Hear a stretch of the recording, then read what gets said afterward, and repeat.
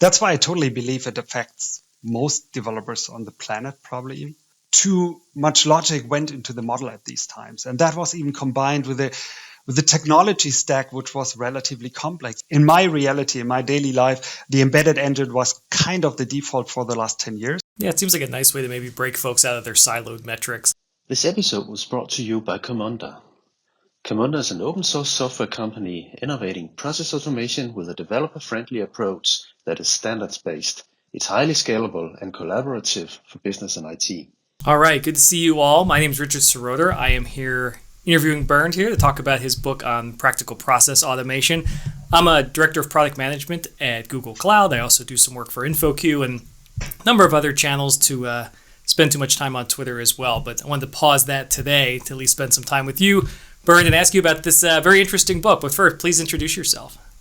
Hi, Richard. Thank you very much. My name is Bernd Rücker. I'm one of the co-founders of Camunda. We're an open source process automation company, and that's also my background. So I'm working in the field of process automation, workflow engines for the last 15 years, contributed to a couple of open source workflow engines in the past. And like you, I probably spend too much time on Twitter and conferences and InfoQ and such.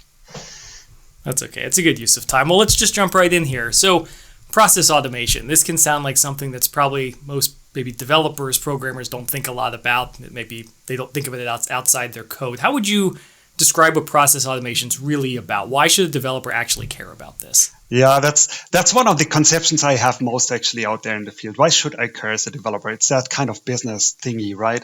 And I mean, in essence, a workflow or a process is basically a sequence of steps or a sequence of tasks. And what makes it so special is typically that these tasks can be different things, especially long-running things. So I have to wait for something. That can be a human, it can be a system to respond, can be the customer to select something.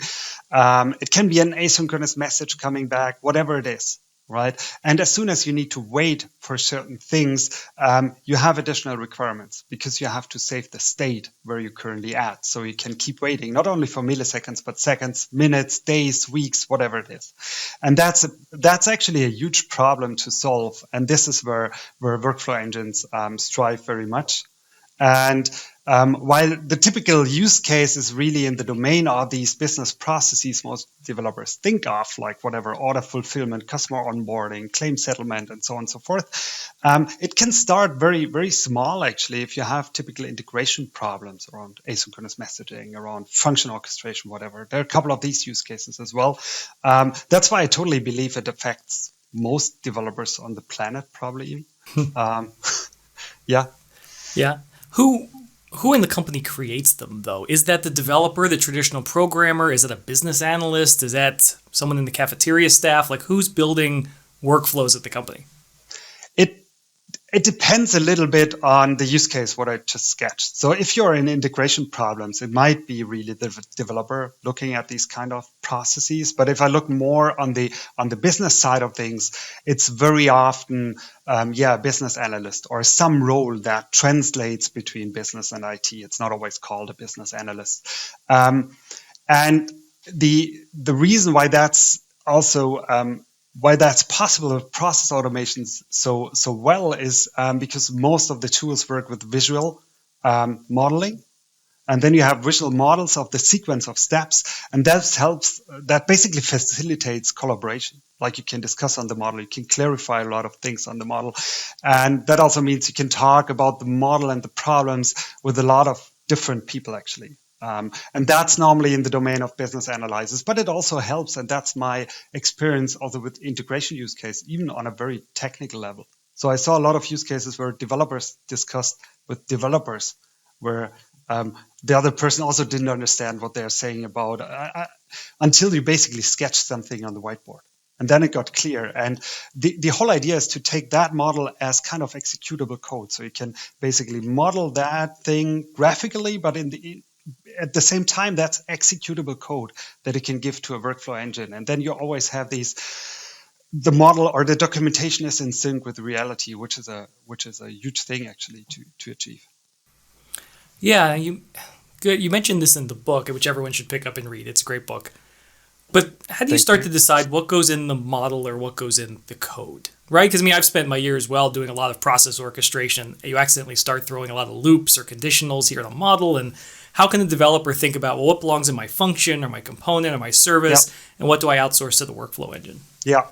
And I think that's actually an area where a lot of mistakes were made in the past, where too much things went into the model with earlier waves, and that normally left the developers like behind, saying, "Why should I model this? I can code it much faster. It's much better in code." And for me, it's really kind of the default is it goes into the code. That's my default. And then there are exceptions why I should put it in the model. And the main reasons are either I need the persistent state. So there are steps I need to wait for something. Then it goes into the model. And then I might have to decide the granularity I want to have. Like I could have one step in the model where I say, in the background does whatever, 3 REST calls. And that means if one of these fails, I keep being in that one step. If I want to have like the first REST call succeed, and if I want to kind of record that persistently, then I need to have three activities in the model as well. So whenever I need to wait, whenever I want to or I need to discuss that very often, that's kind of a more practical thing. But I have that regularly, that certain questions are asked all the time.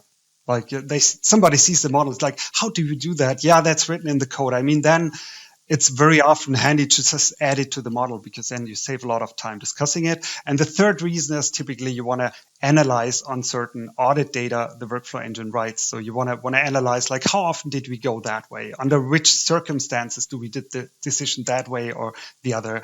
And that are kind of the 3 reasons normally why you put stuff in the model, and everything else should go to the code. And with that, it works pretty nicely. And that's something which was often not done right in the past, and why a lot of developers also have a wrong view about process automation. Do you think that that's tied to, you and I have been around for a little while with this stuff, the old enterprise service buses and service-oriented architectures and some of these big BPMN engines at the time? Is that where that reputation kind of came from, as just this big sort of distant thing that, didn't have source control, or I couldn't continuously deliver it, or it's just a separate beast? Do you think that reputation has kind of impacted people's thoughts today? Yeah, totally. So the one reason is what you just said. There was this kind of beast sitting over there, and the over there was really kind of one of the problems. It was very often very centrally managed. It was a different team. So if I'm, for example, a team caring about order fulfillment, I might have to deploy a piece of code for my order fulfillment logic, but I might also need to deploy some rules on an enterprise service bus. I might need to deploy a process on that BPM system over there. Everything managed by different people, different technologies. And that was pretty hard to do and pretty hard to get right, almost impossible to test and these kind of things. So that didn't work out. The second thing is connected to what you just asked. So too much logic went into the model at these times. And that was even combined with the technology stack, which was relatively complex. I mean, at that time, SOAP was kind of the order of the day, and XML. I like XML, so nothing against XML, but that whole combination was pretty complex, actually.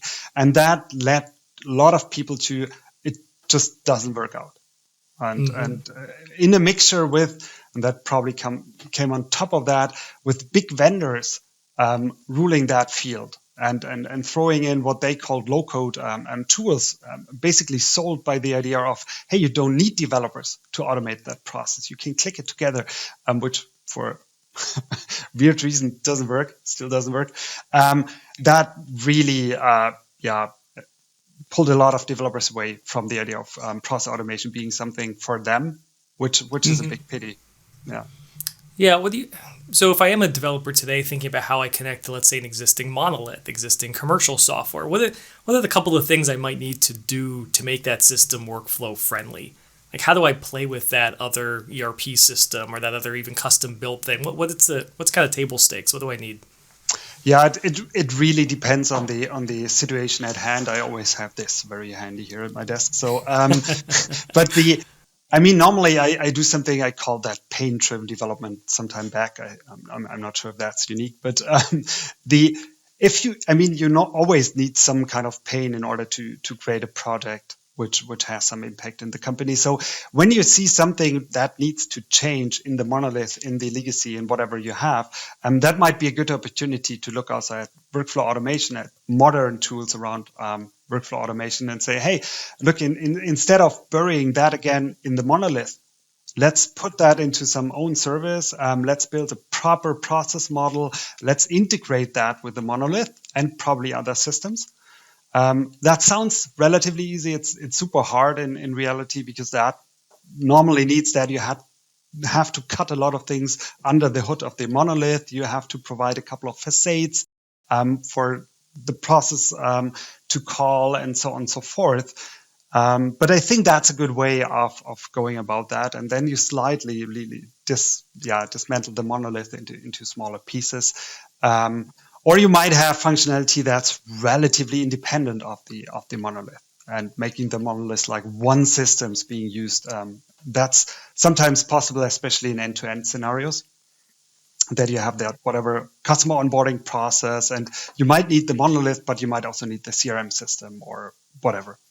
So if I am a developer if we start thinking about the actual development experience, you talk about some different workflow engine types, and there can be an embedded engine that might even be part of my code, or a library I actually add to my app.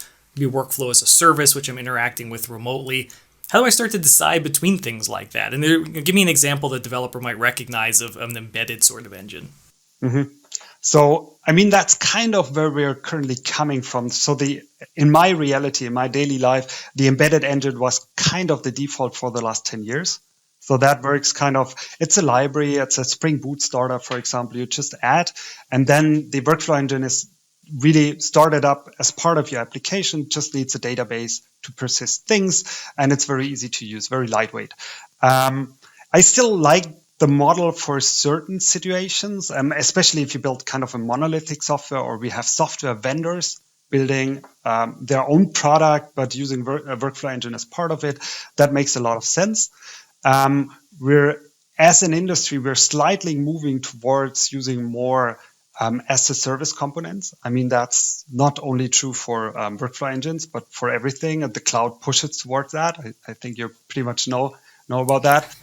But it makes a lot of sense if you're more familiar with that environment. And I think people are getting more and more familiar, either with public cloud or on-prem cloud. Just services that it can provision easily for a certain use case. And as soon as you have that, it makes a lot of sense to have the workflow engine as part of a resource that you just provision if you need it. Because then you don't have to think about, okay, how do I configure the workflow engine? How does it even persist data? How can I tune it for my workload? I have persistence problems, and so on and so forth. Right. One of the common theme in support for us in the last 10 years was really like figuring out the exact configuration of the whole Spring Boot application, of the transaction manager, of this and that, and whatever connection pools, in order to figure out what the problem is.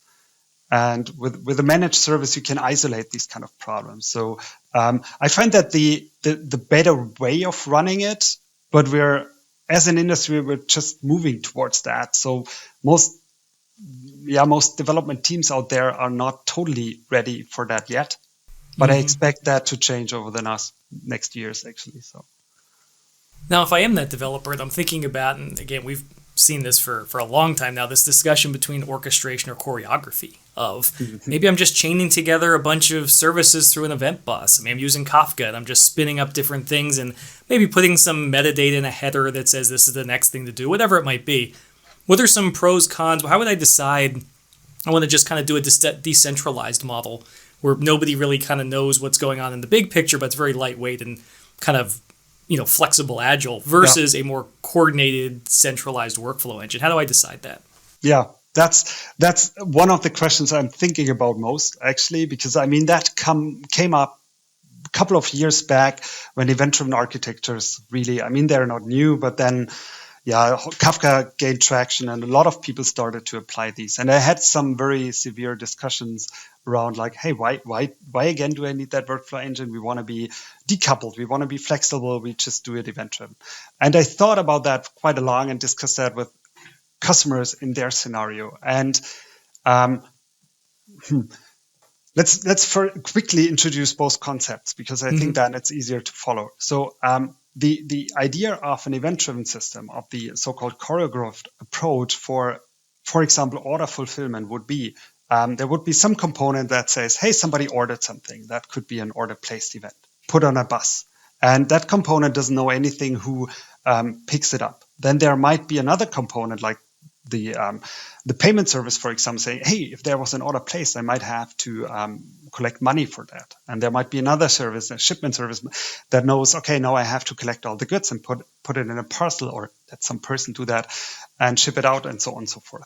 And by doing that, the overall business process emerges out of different event subscriptions. And the problem with that, and we saw that with a lot of customers by now, is that the whole process really emerges. It's hard to understand it. There's a good article now from Martin Fowler also. He wrote, you lose sight of a larger scale flow. And I think I even remember a tweet from you saying something along the lines of control flow must go somewhere. And the problem is then really, you can probably observe it during runtime, but you have no idea to look into the code to understand how things are going. And also it's very hard to change the process behind that, because now we have to look at a couple of different components, change event subscriptions, and the chain belongs together. And that's not super easy to do. So whenever there's a real business process, a real flow logic behind, I find it much more logical and much more easy to have that in one place and saying, okay, look, this is the process, this is how it looks like. Then I can also have a clear owner for that, because that's the thing that puzzled me the most in the beginning. Like we have Zalando, for example, as a customer in Europe. They're quite big for shipping clothes. They're doing every order fulfillment process over our software. And it's really weird to imagine that they let the order fulfillment emerge out of certain event notifications. Like, oh, if we're lucky, it happens. If we're lucky, it happens within the SLA. That's kind of a weird thing. They want to have somebody responsible for that. And if you have that one person and probably one team, especially in a microservice thinking, then you have that team responsible, and they need to coordinate things because they are kind of responsible for that. Are there cases where that choreography model does work for you for like certain types of processes where you do want that just daisy chaining of things or almost unrelated, who knows what happened before? Does that ever make sense to you? Yeah, I mean, what I also describe in the book is that I think you need kind of a balanced approach. So there are certain use cases where events make a lot of sense. The example for order fulfillment would be notifications. I don't want to think about when to send notifications exactly in each and every process. I can simply subscribe to certain events and send it out. That makes a lot of sense. I've seen it used very successful in, let's say, startup situations where you have to move very fast and you build logic on top. Then it might be easier to work with the events in the beginning. But that adds, from my perspective, it adds technical debt you have to pay back at some point in time. But that can be a good decision in the beginning if you have to move fast. It's normally not that good of a decision if you're kind of a big company getting your core processes right. So there are certain use cases where event-driven makes a lot of sense. And especially if you don't have this logical flow of events, it's much less risky to use events for that. Now, one thing you talked about in the book related to that was, and you mentioned earlier with having an owner and thinking about the bigger process, was actually using workflow sometimes to actually capture and improve some business metrics, because now I am looking at an end-to-end flow. So how does that work, especially if I'm spanning different systems? How have you seen, or what would be a case where I'm actually using workflow to actually bubble up maybe metrics that matter more? Yeah, that's still, I find it one of the most interesting fields of the current development, because there is not a really out-of-the-box solution yet from, I think, any vendor. So there are a couple of different angles where we can tackle, like microservices do a lot of things from the tracing or observability point of view, but that's very often very technical to understand, like the ping pong of microservices. We have process mining, which very often more looks at how can we scrape log files from ERP systems, for example, to understand certain things. So not so much at really runtime behavior. We, for example, we can make a lot of sense from the workflow engine data we write. and we teach the component a little bit to understand other events, to get a perspective on the end-to-end monitoring. But it's also not yet where I think it should be. So there's still innovation happening on especially understanding like the whole end-to-end thing that normally spans different technologies stacks, and adding the business perspective on top of that, I think that's super interesting. Yeah, it seems like a nice way to maybe break folks out of their siloed metrics. Like maybe my system's doing okay, but the whole process is broken. I don't know if you see that, where sometimes you actually see different metrics bubble up because you're looking at the whole process for the first time. Absolutely. I mean, we did a couple of experiments now where we basically extended the view from only what was automated on the workflow engine to really end-to-end. And that brought a lot of surprises. Yeah. All right, a couple more questions for you. So I'm sure there's plenty of ways to do this wrong. So what are some anti-patterns? What are things people should be looking out for going, hey, I thought I was doing process automation right. I thought I was using a cloud workflow engine correctly. And you would look at that and go, that is a bad idea. So what are things, some landmines that we should be avoiding now? Whether we're using, again, an embedded library, whether we're using a cloud-hosted service, your own product, what are some traps we should watch out for? I mean, I'm biased. You should definitely use our product. That's a good idea. But I mean, or if you are already looking at workflow engines, I think that's the most important step in the beginning, because I see bespoke, homegrown, own engines super often. And that's a lot of effort you have to put into. So don't do that. Don't build your own engine. And that normally starts with, hey, we don't need a workflow engine. We don't have the requirements for that. So, and that's very often not true. So that's I find that the most important part. And then the second part for me is language, like what workflow engine and what process modeling language do I use on top of that? And you mentioned the cloud workflow engines, the cloud products, they all have their own proprietary language. And for a couple of reasons, I'm not a super big fan of it. I'm a huge fan of BPMN. That's an ISO standard. That's very much understandable. It's kind of the English of process modeling languages. So I would look for something that supports it for various reasons. I go into much detail in the book. Mm-hmm. And then, I mean, that's kind of, I think, obvious, but use it for the right job, the right tool for the right job. So don't do graphical programming with the workflow engine. Don't go for low-code tools if you have core processes to automate and so on and so forth. Yeah, and as you mentioned, maybe not throwing too much business logic in there, or I don't know. It seems like there's plenty of ways you could over-design it or overuse it and accidentally have a maintenance nightmare. The interesting part is I've seen it both ways. So I've seen like workflows that were like one task. This is where all the magic happens. That doesn't make any sense, and the other way around doesn't make any sense either. So yeah. All right, last thing I wanted to ask you. So someone's listening to this going, all right, process automation doesn't sound like it's just the dusty old thing that somebody outside of IT does. This actually sounds fun. I should look at it more. How do you get started with this stuff? If you've mostly just been writing Java code, Go code, C# code, and you're not used to this idea of abstracting that out to workflow, or maybe you've been doing implicit workflow, maybe you've built your own almost accidentally. How do you get someone started there? How do you say, hey, these are the things to start looking at? These are the things to start trying? How do you start to, and then win over the people in your workplace who might be skeptical of this model? Yeah, that's both very, very good questions. So the first, get going. That's always my advice. Try it out. Select a tool. Happy if you choose ours, happy if you choose any other. Do kind of a POC. The first, play around with it, and then try to get to a proof of concept quickly in the company.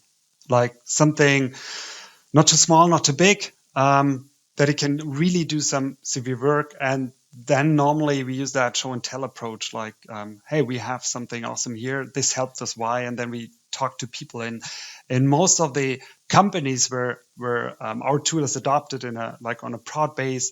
It started with a champion that really went around and told everybody, hey, this is what we did. This is why it was awesome. This is where you can look at the code, try it out yourself. So I'm really much in favor of these kind of approaches, like try it out. Rainy Saturday, give it a go. It's not that complex. You should be able to get something running within hours. It's not days, it's hours. So. Is there an obvious use case for someone getting started that says, hey, look, I'm trying to do order intake. I'm trying to do something from a web flow, or I'm building nothing but cloud functions and I want to start coordinating them. Is there something where you could say this is low-hanging fruit, go after this first? Don't show me your it's the pen thing again. How did you anticipate that? No, but I would take whatever is familiar to you as a developer. Like if you are all day into whatever function, then probably function orchestration is the best use case for you, because that's the environment you know. Sure. So I would do that. If you have no idea and want to do anything, we very often do approval processes, because they're totally boring, but they have all the important things. They have a human task, they have a decision point. You can add some service task in there. There are get started guides you can follow, so you simply follow them. No, it really depends. Okay, and then the last part of that, though, but if I am trying to then win over my skeptical colleagues, are there metrics around, workflow operations that stand out? Whether it's a cost of ownership thing, is the visibility of end-to-end process? How do I go show, let's say, my boss and say, hey, this is worth the investment in time? Is there a one or two metrics or things that bubble up from a workflow that they should lean on? Yeah, there are a couple of things. You very often can look into either time savings or cost savings, because you really automate certain things. Very often, if you look at it from a technical perspective, I think for some companies even, do I understand my process and am I able to change it later on? So it's more can I still survive the next years kind of thing, which is harder to put in numbers. But sometimes it's easy. We have a couple of examples. For example, from a bank, they did a product in like 2 months, and they had savings of, what was it, $10 million every year. So if you're lucky, you have that use case where you can calculate it super quickly. But most of the time, you might be not. But it's I have that one picture in the book where I look at the return on invest, and I think it is also it depends on the invest. And what we see nowadays, it's not that you have to buy a huge tool suite and get months of training before you're productive, but you can get going very quickly, and that also reduces the barrier very much. Yeah, of course. Well, awesome. Well, thanks for taking some time to run through these questions. Folks who are listening should pick up Practical Process Automation. It's a good book. I really enjoyed it. Well, easy to read, and I picked up a few things myself. So thanks, Bernd, for taking the time, and hope folks enjoyed the conversation we got to have here. Thanks, Richard. Subscribe to the GOTO YouTube channel now and join the experts in person or online at any upcoming GOTO conference using the promo code Book Club. Visit gotopia.tech to learn more. This episode was brought to you by Camunda. Camunda is an open source software company innovating process automation with a developer-friendly approach that is standards-based. It's highly scalable and collaborative for business and IT.